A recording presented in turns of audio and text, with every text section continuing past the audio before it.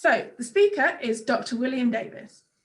William Davies is a consultant psychologist and head of applied clinical psychology at the Association for Psychological Therapies, APT.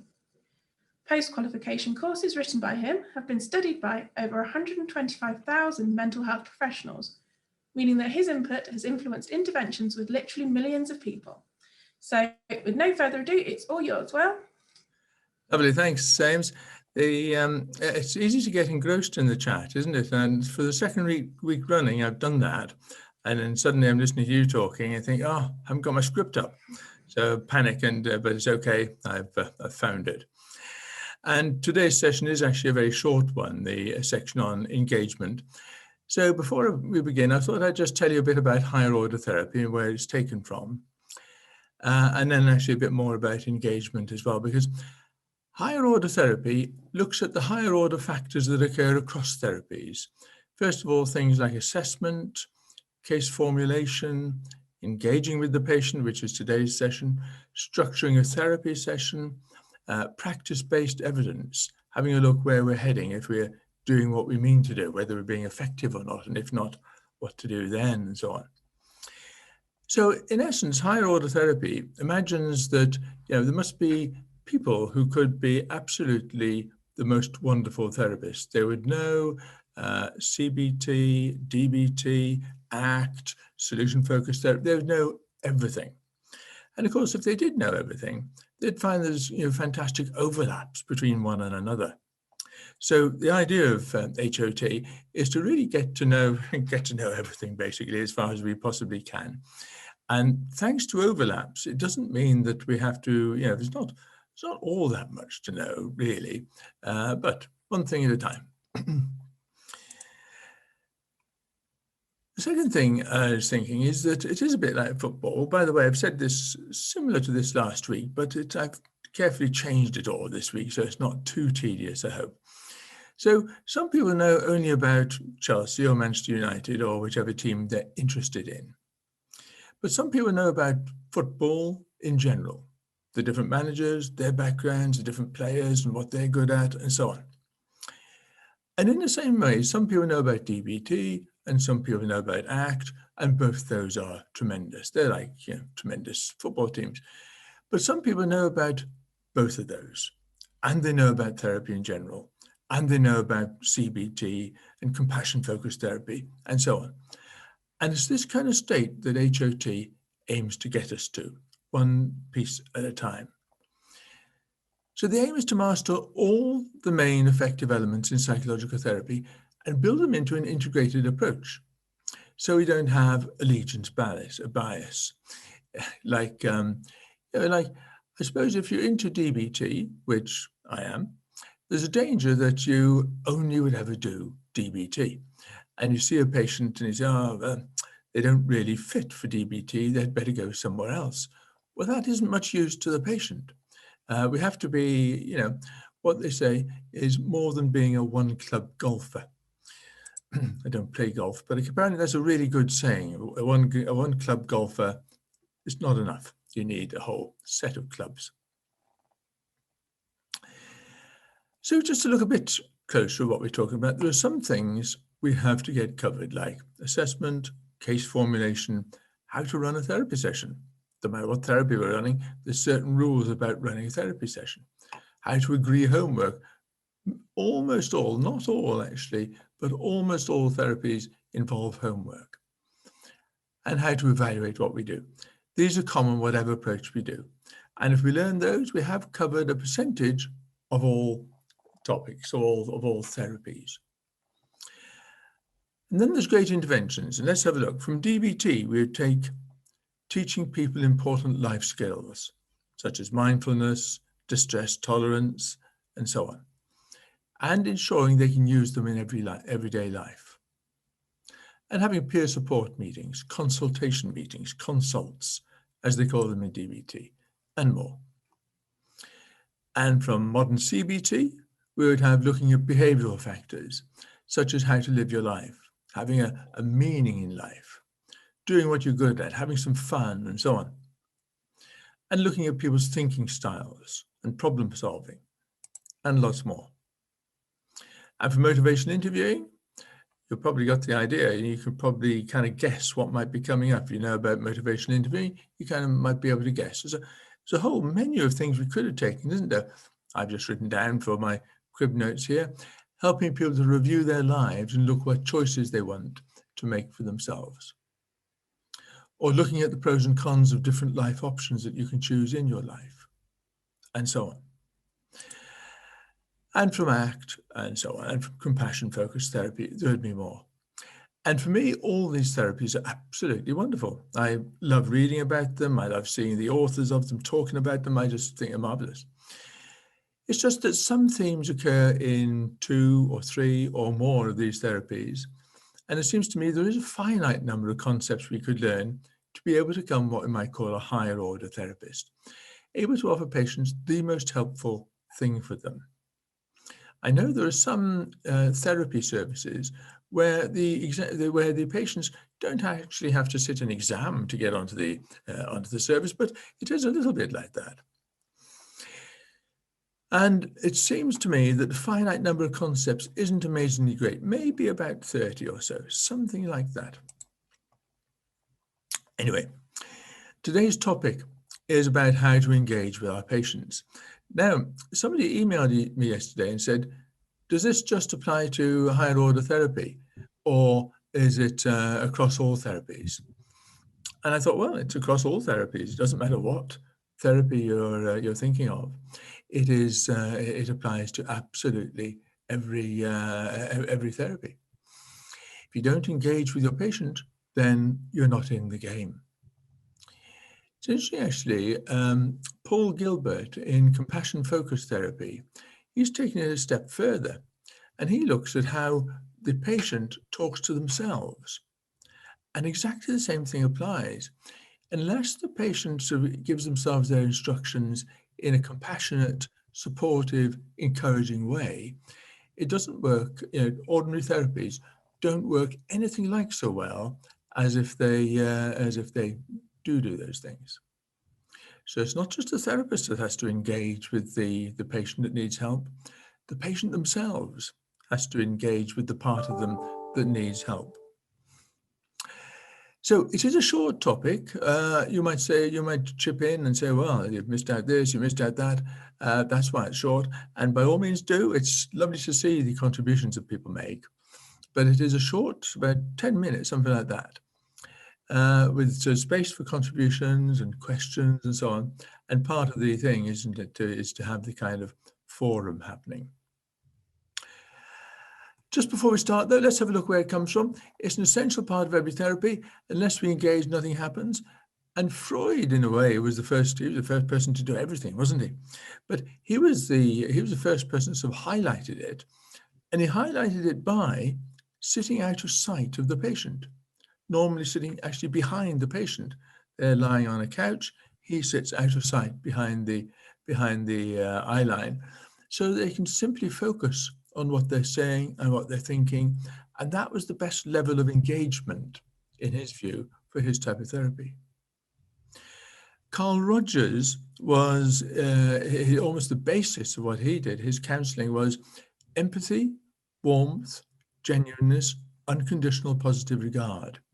He highlighted all these things, didn't he? Empathy, warmth, genuineness, and unconditional positive regard. And it was Goleman, decades ago, about 1990 or thereabouts, who first studied the effect of the relationship between us and the patient, and found that it was the major predictor of success. The biggest predictor of success was the quality of the relationship between therapist and patient.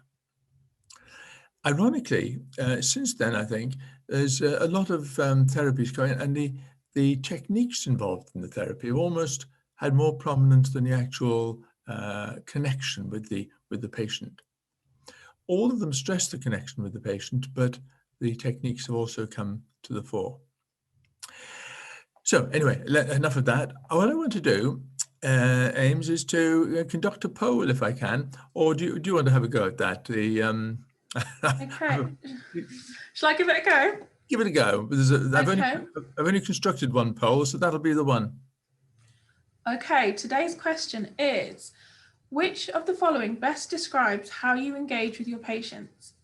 Number 1, I think it's very important to do so. I have well thought out methods for doing so, and I always do it. Number 2 is, I know it's important, but I don't really have a settled system for doing it. And number 3 is, I've never really given it much thought. So I am going to launch polling. And is that popped correct? Yep, we've got some lovely votes in. So just let us know what you think, and we'll end it when it slows down a bit.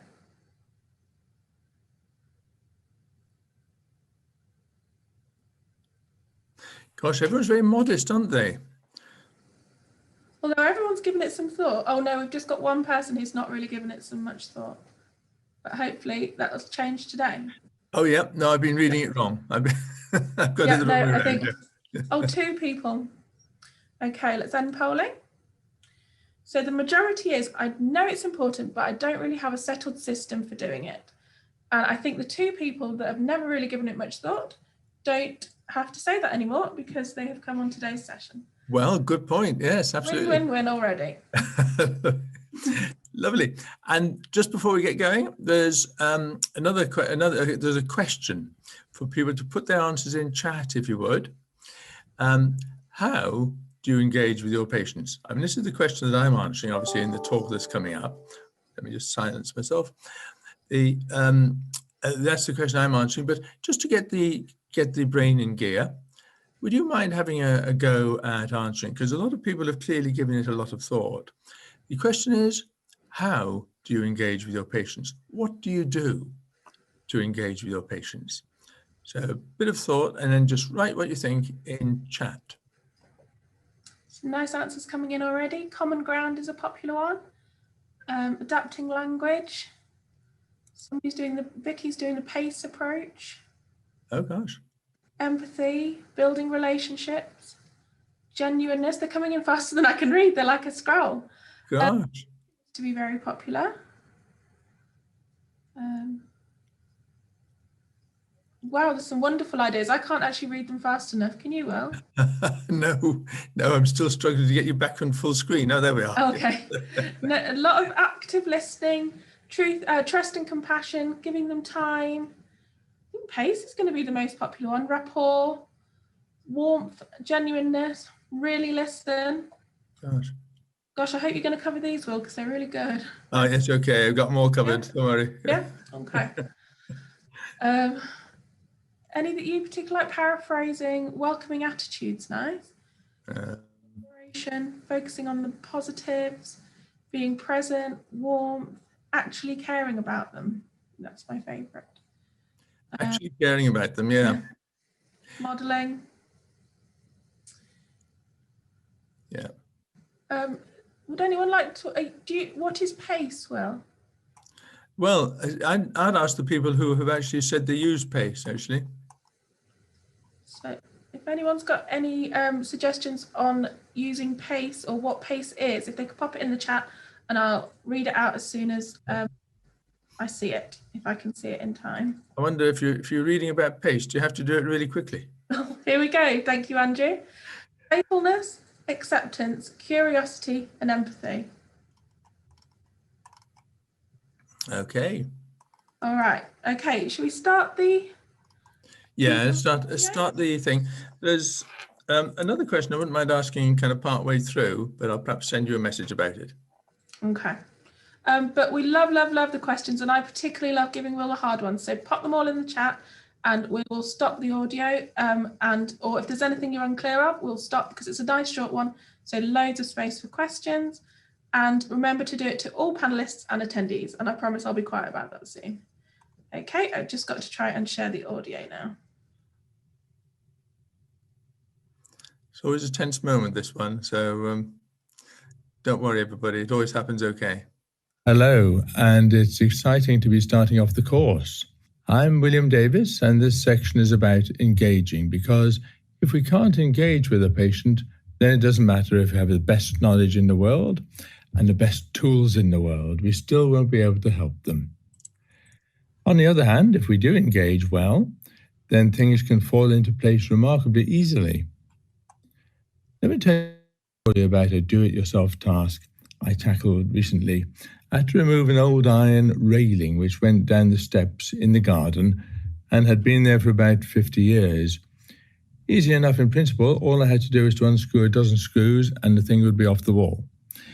I had a good screwdriver, just the right size, and the knowledge and the skill necessary to undo screws. The problem was that it was very difficult to engage with these particular screws. They'd been there 50 years. They were very rusty, and the slots in the top of the screws were rusted over, and you couldn't get the screwdriver into them.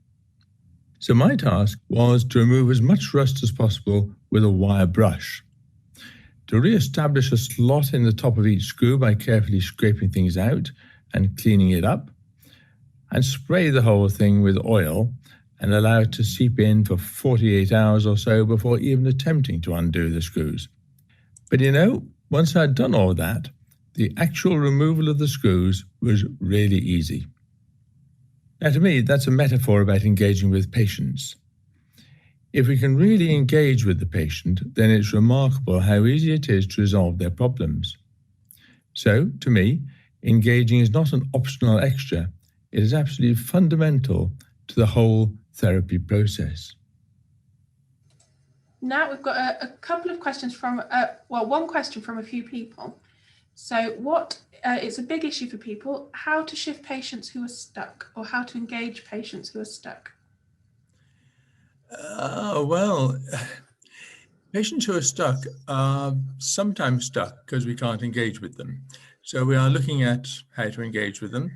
And I think it'd be probably better to come back to that question in 10 minutes' time. If people say, well, you haven't answered it, so we still haven't engaged with anybody, according to what you've said. So, but I'm hoping to answer that in the next 10 minutes. Okay, we'll perhaps pop back to that one. Yeah. And what do you do if you just have really bad chemistry with the client, or is that going to pop up too? Oh, that was one of the questions I was going to ask. That's because that does happen. Yeah. There's two things that go on, I think. One is in the sense that it's our job to like the patients. We call it unconditional positive regard. And it's our job to do that, to have unconditional positive regard for our patients. And one question is, how do we do that? But the other question is, what if we can't do it? And I think let's come back to that one as well halfway through, because I think it's be nice to hear what other people have to say about that. I've got my own answers, as you can guess, but there's lots of answers to it, I think, which would be good to hear. It looks like there's going to be lots of questions, so I'll perhaps carry on for a bit and then see how we do, shall I? Lovely. Okay. I think there are probably three quite separate elements to engaging, so let's have a look at them in turn. The first is about empathy, warmth, genuineness, and unconditional positive regard. These are the traditional counselling skills and are essential to engaging because it is these skills that enable the patient to talk. For example, with empathy, if you feel like somebody understands the situation and understands what you're talking about, you're much more likely to tell them more about it. And the research on empathy, even straightforward empathic reflections where you paraphrase back to the patient pretty much what they just said to you, is that they are very effective. But the further step of empathy is to really try and imagine what it must be like for the patient. I recently read a book called Mrs. Palfrey at the Claremont, written by Elizabeth Taylor, the author. In fact, she vividly describes what it must be like for a number of old people all living together in a private hotel called the Claremont. When I read it, I imagined that Elizabeth Taylor must have first-hand experience of this, being 80 years old herself or something, but not at all. She was in her 30s when she wrote this book. So what she wrote was based largely on her imagination of what it must be like. It's the same with Hilary Mantel and her Booker Prize-winning novels about Thomas Cromwell, Cardinal Wolsey, Henry VIII, and all the others. Of course, she has done her research and she knows the factual basis, but much of the rest is imagination. For example, the reported conversations are mainly made up, given that she wasn't there to hear them. In fact, they must all be made up. And it is this kind of imagination, empathy, that we need. We must be able to put ourselves in the place of our patients. When I trained, I was told I mustn't make such assumptions, that I must ask the patient how they felt. And I think that's wrong, because when a patient describes their situation to us, they do expect us to be able to imagine what that must feel like. Of course, we'll check out what we imagine to be the case, but we will start off by imagining what it must be like. As for warmth, it's another of the factors that encourage the person to talk. I also like to think of it as rapport, and certainly warmth and easy rapport are factors that make some people easy to talk to. Incidentally, it's good to be clear in our minds just why we want the person to talk, and the reason is simple. Most people, perhaps all of us, are not very good at thinking while we sit in a chair and endeavour to think logically. We are much better at it when we speak out loud. We can see the logical errors we are making, and we can even argue with our perception of certain events. So for a therapist to help the patient to talk things through is really important. Genuineness is the next factor, and this is important because if we are not genuine, then we are not real people. We will just be an appearance of a real person, and who would want to talk to such a thing? Maybe the main thing about genuineness is to not say things you don't believe, which people sometimes do to try to please others. I'm not sure about saying everything you do believe. That can end up pretty tactless. Probably best simply to refrain from saying things we don't believe.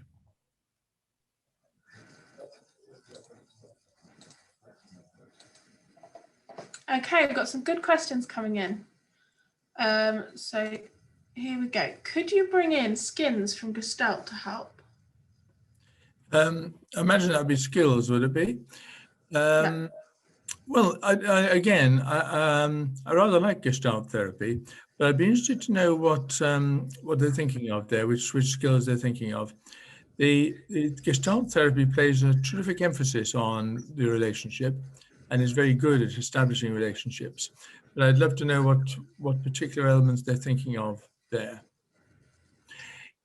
Can I just highlight one, Ames? I don't. Yeah.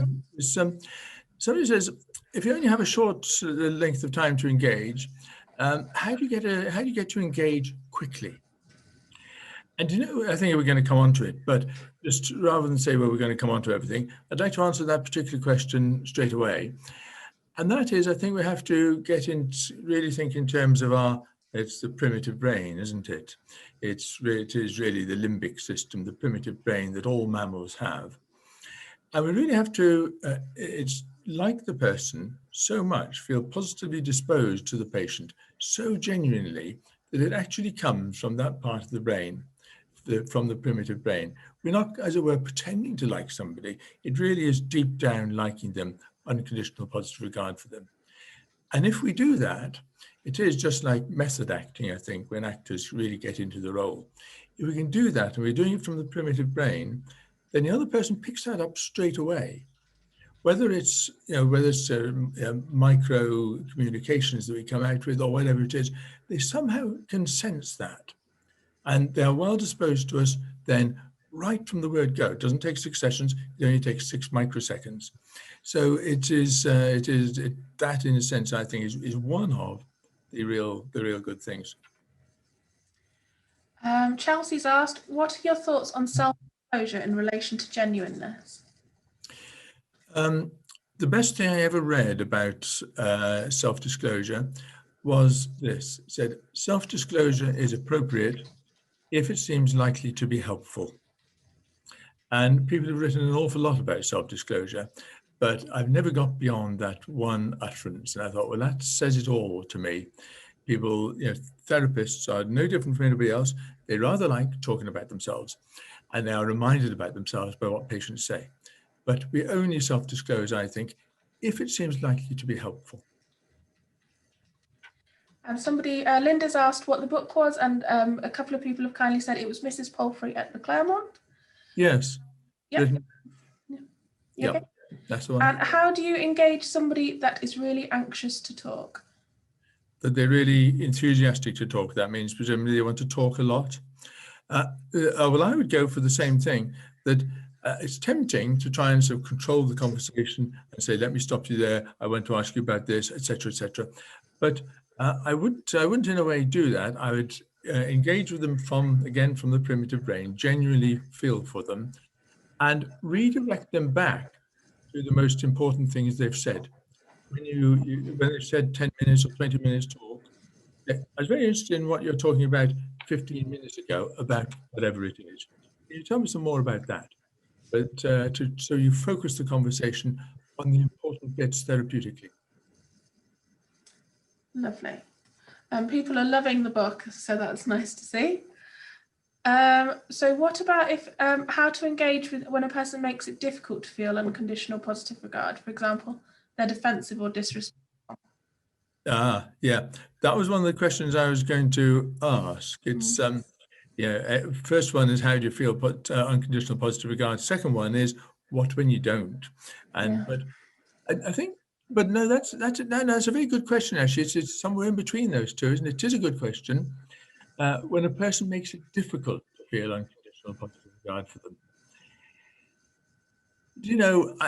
This sounds a bit sort of strange, but I think that one of the things we are paid for is to feel unconditional positive regard for the patient. Anybody can feel unconditional positive regard for, wonderful people. But some people do make it difficult for us. But nevertheless, it is actually our job to do that. And so we do our level best. And from the deep brain, we really try and do it absolutely genuinely from the deep brain. So we do. And if we can't do it, then we have to think again and think, what are we going to do now? And my answer to that is to refer them on to somebody else we think might be able to do it. Super. What about engaging adolescents who are ambivalent about therapy? Well, I think it's the same. It was the same as I think it's the same as anybody else, to be honest, because I think most people are ambivalent about therapy. There are people who are not ambivalent. You're quite right. Some people absolutely love therapy, but most people, I think, are very ambivalent about therapy. A lot of people, they want help, but they don't want to see themselves in that position that they need help. They'd rather be fully competent people not needing help. So I think an adolescent, in that sense, is no different from an adult.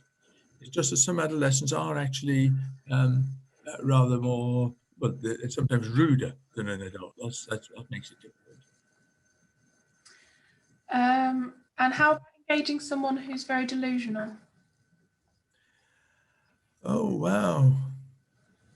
I'm tempted to say, well, it's the same as anybody else, but in fairness, it's not. It's not. And I mean, I can tell you a little story, and it's a very serious story, really. When I was working with a young man with paranoid delusions, he was in a secure facility, and he had paranoid delusions. And in the previous facility, he had taken one of the nurses hostage, and threatened her with a knife, and demanded that they brought the psychiatrist to see him.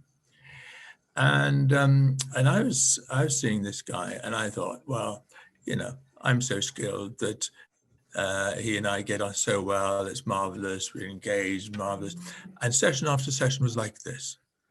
And then I saw him one day, and you could just tell he had totally changed his view of me. For some reason, I had no idea what it was, but just the whole feeling was completely different. So I think you're quite right. It is a different ball game, really, with delusions, and especially paranoid delusions, which can actually be very dangerous indeed. Fabulous. I've got some lovely questions coming in, but I'll continue here for a bit, but I will come back, I promise. Back in a moment. I just put the audio on now. Meaning that the person can say anything they want to, and we won't think badly of them. This is very freeing for the patient. It frees them up to say whatever they want to, and in doing so, to think things through in a way they may have never done before. I have several friends who are colleagues, And they tend to be very good at this. And it's great to have such friends because when you behave accidentally badly, nothing happens. It's very relaxing. Optimism, encouragement, and credibility are the next three qualities that fit together very nicely and are quite separate from the first four of empathy, warmth, genuineness, and unconditional positive regard. And they serve a different purpose. Optimism is crucial. Who would want a therapist who wasn't optimistic, who didn't think they were likely to succeed? Probably no one. But it is vital for another reason, and that is because it is likely to give the patient hope. And we know that hope is a key factor in therapy. A lack of hope for the future is one of the key underlying causes of suicide, and suicide is a major problem worldwide. In a lot of developed countries, many more people take their own lives than die in road traffic accidents.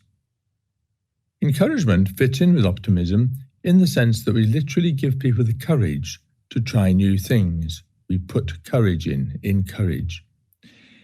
If people are going to change and develop, then they need to do something different from what they're doing right now. But needing to do new things can be very concerning, especially if you are only just hanging on in your current situation. So we really do need to find it in ourselves to somehow give people the courage to do what might benefit them. And the last one in this group of three is credibility. It fits so well with optimism and encouragement because unless we have credibility, then our optimism and our encouragement are meaningless. A patient is all too ready to say, the only reason the therapist is so optimistic is they don't know what they're talking about and they don't understand. And the same applies to encouragement.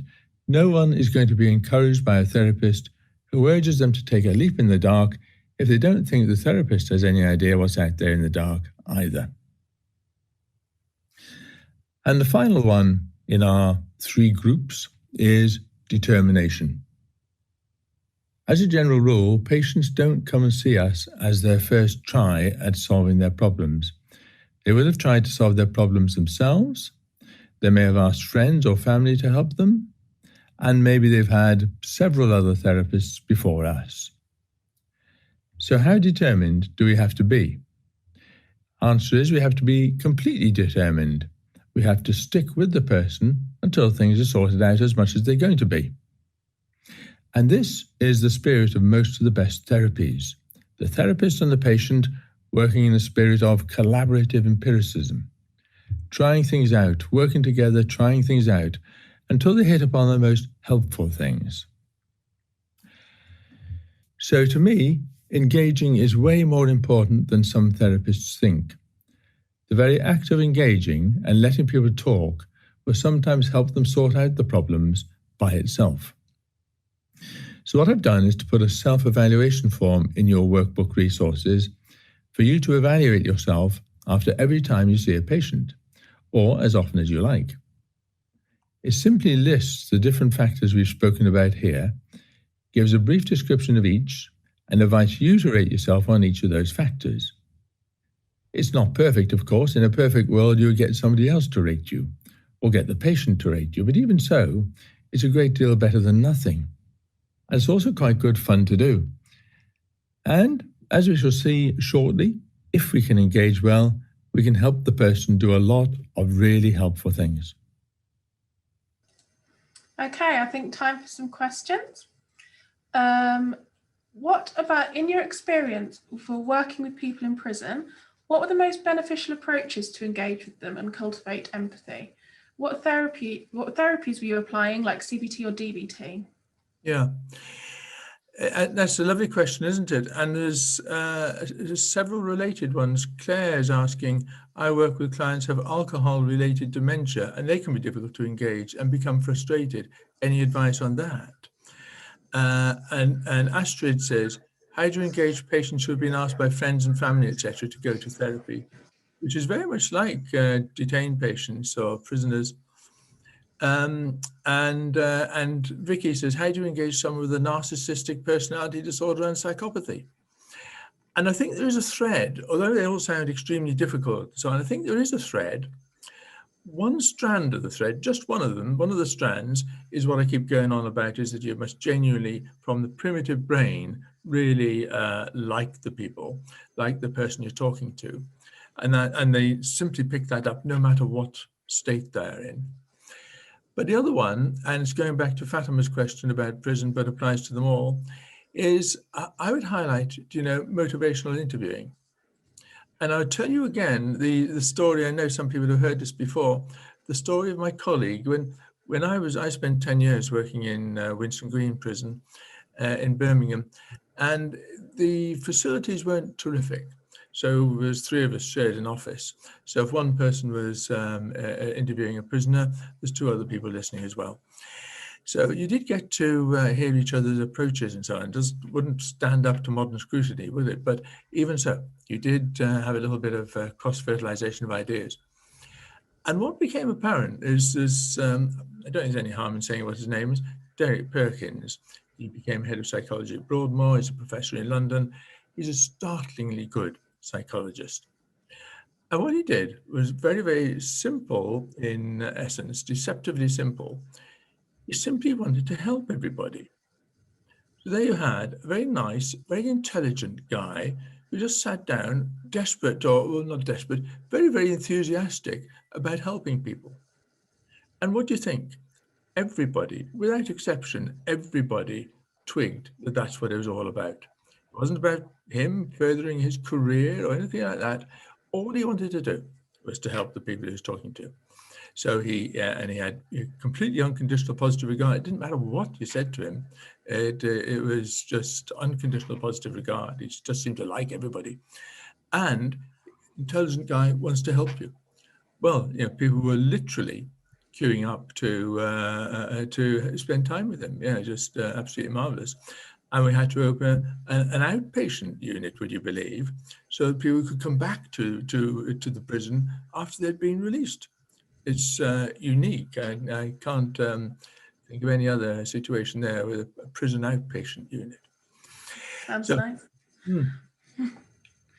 A lot of people were worrying about working with adolescents, but Sam just says that she loves working with adolescents. Yes. And so much more honest. So yes. Identifying a goal is helpful, even if that goal is to get their parents off the back. Yes. And a lot of people agreeing with goals and DBT with children. Absolutely. And is there a self-evaluation questionnaire that you recommend? Oh, well, yes, unfortunately, it's in the paid resources. I'm just wondering, either if people have made notes, all the headings are actually covered in what we've covered on the audio. I'm just wondering whether I can jot them down and send them in an email tomorrow. Because they're very straightforward, just the things we've been talking about. So, and also the slides will be up at the end of the week as well, so people could copy them down from there. Oh, the slides are up, are they as well? Yeah. Well, the slides go up on the website at the end. Of course they do. Of course they do. Yeah. And the audio as well. Yeah. Yeah. So so you need to evaluate the different headings that we spoke about. Is that right? Exactly right. Yes. How empathic was I? How warm was I? How genuine was I? How was my unconditional positive regard? Just rate yourself out of 10 on all of these things that we've been talking about. Lovely. Okay. Ready for a bit of audio? Just one other thought. We must be near the end of the audio, aren't we, Ames? Was that not the end? No, we've got a nice bit on how to say hello and things now. Oh my word! Oh gosh. Yeah. No. Are you ready? Is that okay? Yeah. Well, this is all very well, I hear you say, but we haven't actually said hello to the patient yet. And you're right, it is important to make a good first impression, so there are several things we have to do. We have to say hello. We have to say what our name is.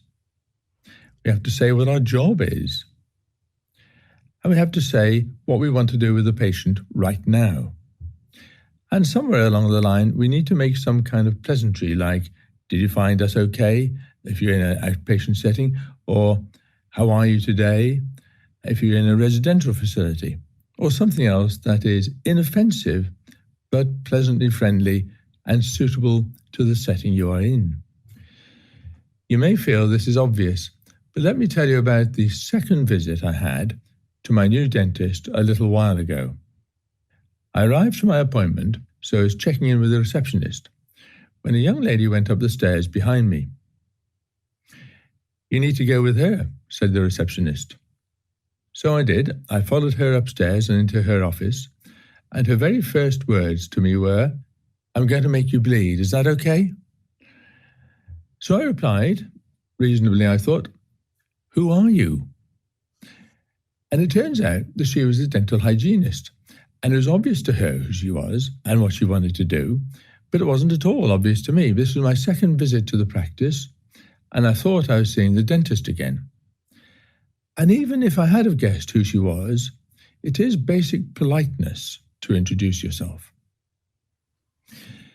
Now that's a slightly extreme example, even though it's a true one. And in fact, it's not all that extreme.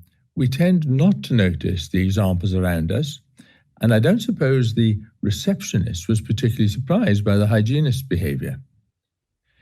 It will have been obvious to her too that the hygienist was the hygienist. How could I not have known?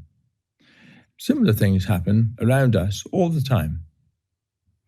If you work in a residential facility, you may have seen colleagues approach patients without introducing themselves properly, and may not particularly notice it because you know full well who your colleagues are. So it doesn't seem so odd to us that we don't introduce ourselves or they don't introduce themselves. For our patients, though, who may be quite apprehensive, these niceties, formalities, and pleasantries are there for a reason. They serve a very good purpose. So, in your workbook resources, I've put an exercise which invites you to think of yourself in your own workplace and go through the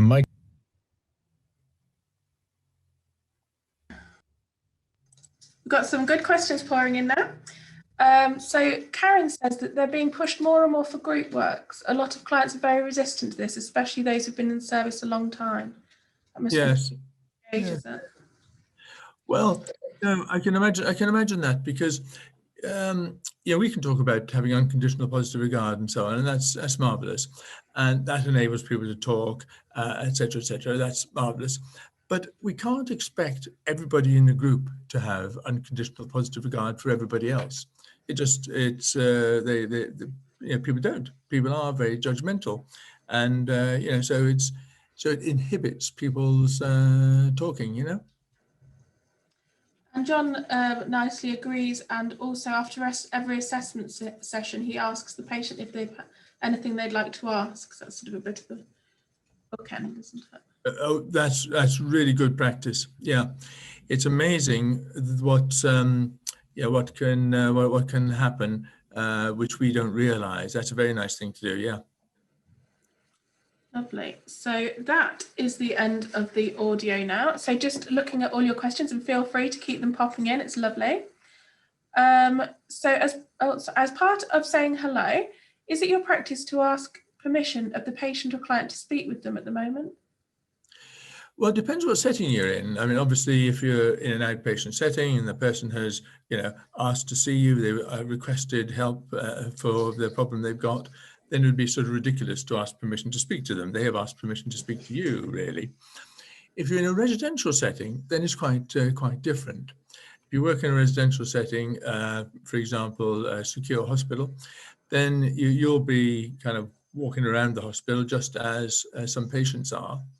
And you'll notice somebody you would like to have a talk with. And and it's a bit like when you phone somebody up, I think.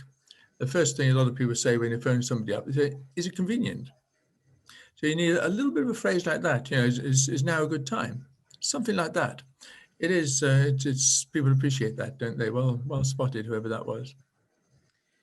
Rebecca's asked, would you engage in small talk at the start of the first session or every session you have with them? She's worried that it would be annoying to ask clients who just want to get stuck in. Yeah. No, I don't think you have to do small talk. It is actually a purposeful relationship we've got. It's not a social one. On the other hand, you do actually have to, as it were, log on. It's a parallel with the computer. You do have to sort of log on to your computer. You don't have to, reprogram it every time you talk to it, but you do have to log on. And it is just polite to say, hello, how are you doing? Did you find us okay? or whatever it is. In just it only takes that many seconds. Super. Do you think using a whiteboard a lot during therapy or taking notes yourself can disrupt the therapeutic relationship and therapist presence? No, I don't actually, particularly taking notes, because if you, I mean, imagine if you go along as a patient and you're having an assessment interview with your therapist, and you're telling them that you've got, 2 brothers, 3 sisters, 2 of them older than you and 3 of them younger. You've had the problem you've got for the last 17 years, and all the details about you. And imagine if a person isn't taking notes. Well, all that information is simply going over your head, really. You can't possibly remember all that information. It's just not feasible. So that's very discouraging for a patient, I'd suggest. You must take notes. Karen suggested that getting a prisoner who is engaged with group therapy to speak to a prospective group member can help. They offer a unique insight and can be honest about what is hard but powerful too. Yes. It does very much depend what the group's about, isn't it? For example, if you've got anxiety management groups, tend to work well wherever you are. Doesn't matter if you run them in prisons or anywhere else. Anxiety management groups are very liable to succeed for good theoretical reason. And but a lot of other ones, for example, offense-oriented groups in prisons, no, that's not such a good idea. Or depression. Depression groups can be very difficult to run. The questions are pouring in lovely. I'm just trying to keep up. Naomi said whiteboards can be helpful for slowing down anxious patients who want to tell you everything that's happened. Sorry, there's just popping in all the time. Just a second. I've given up, Ames. I know, there's just so many. What might be best is... With admiration, watching it's lovely to see. Re-embark on looking. No, it's lovely. What I might think is that if we stop the screen share now and just round up a bit, then we can talk about what we've got coming up. And then Will and I always stay behind at the end to answer your questions and go through them with a fine-tooth comb so that we don't forget everybody. We try not to forget everybody. So just a bit of a roundup. So just to let you know that if you do want any more information on APT's higher order therapy, if you go to www.aptonlinetraining.com. But as we always say, this event is completely free of charge as part of our response to COVID-19 and its variants. And we really thank you for attending it. Feel free to invite others to future events. We love seeing you every week. We're not sure about how many of these free sessions we will be hosting, and it depends on a couple of things. How long COVID lasts. So we kind of want it to last a long time because we love doing these, but we kind of don't want it to last a long time in most respects, and how much interest there is. But as of the last couple of weeks, a certificate of attendance will be emailed to you by the end of the week. So look out for that in your inbox. And if it isn't there, it's worth checking your junk box because we go in there sometimes. So Will, is there anything else you'd like to say?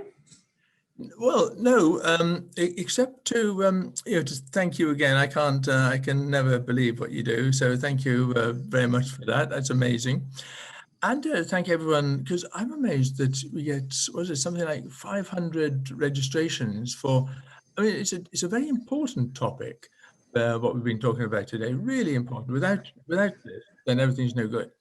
But it's not one of these exciting topics that you expect to get 500 registrations for. 500 people intending to come, and I think about 350 people actually have been here for the hour. So it's just amazing. So easy to appreciate. I love it, and I love seeing people come back again. And yeah.